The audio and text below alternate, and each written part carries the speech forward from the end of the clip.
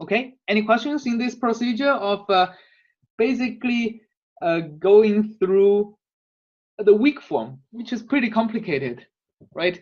Then back to the very simple linear system of equations, which we can solve for the solution to the PDE.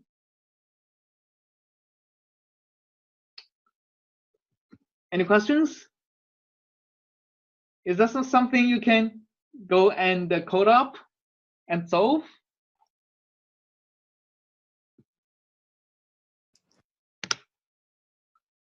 Well, not yet, right?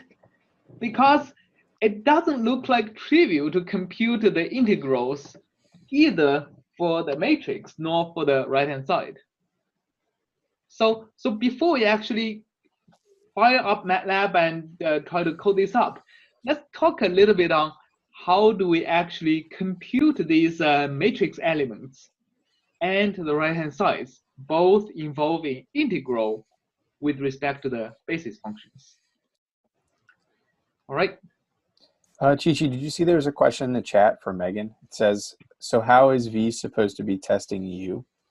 Oh, okay, yeah. How is V supposed to be testing U? Right. V are called the test functions because they are testing whether the weak form is correct, right? So the weak form is this equality over here.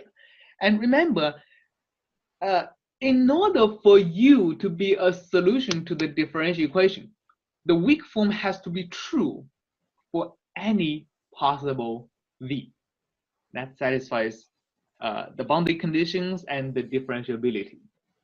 Okay, the test function is basically a function we use to test, is the weak form correct? The weak form has to satisfy for any V, so it's really impossible to test this weak form completely, right? So all we can do is to test the weak form for a finite set of V's.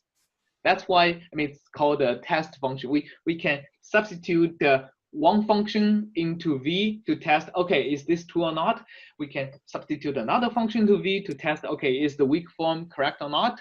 And if we have tested this weak form with a sufficient number of V's, then we have, I mean, the more V's we test, the more confidence we have in that the weak form is satisfied, right? That's in that sense, a V is called a test function. Basically, we just substitute the different V's into this equation and see, make sure they are correct for as many possible V's as we can test. That in that sense, it's called a test function.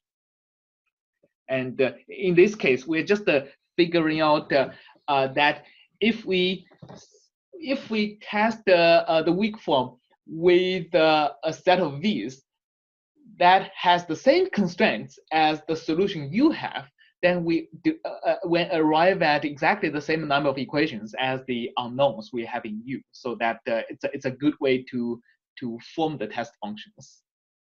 Actually, the particular method we are talking about here is called the Galerkin method.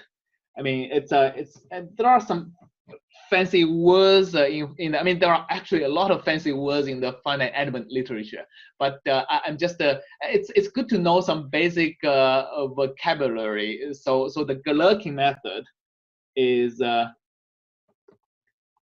basically following what we are talking about here, is to substituting test functions that have basically the same structure, the same constraints as the functions that as the constraint that the solution has, right? So that's called the Galerkin method. You have other finite element method that may use a different set of test functions from the functions that you use to construct the solution. That's other methods. But if you hear people talking about Galerkin method, that's basically saying, oh, the test functions really have the same constraints as the solution themselves. All right.